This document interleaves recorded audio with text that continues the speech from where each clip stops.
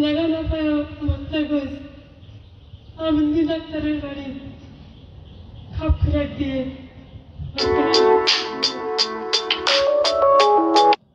ওই দিন পর দিন তখন 1 মাস পর গেছি আমরা ভারতে।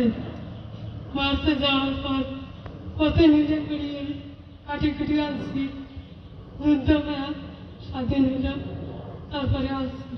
করে দেখি আসার পর কোনোটা তাই পাই না, শিখতে পাই না, আমার দুনিয়ার কেউ নাই, করে থাকি করে যাই।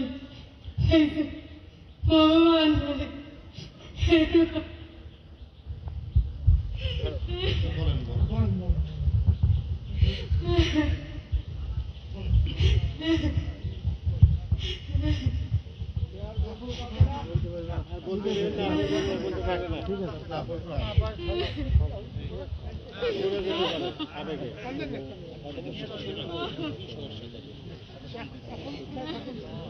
এখন কি অবস্থা? এখন কি অবস্থা?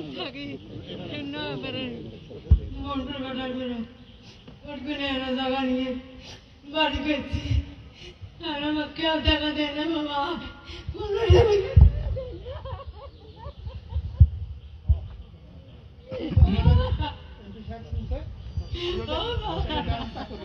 ওনাকে একটা বাড়ি করে দেওয়া হবে,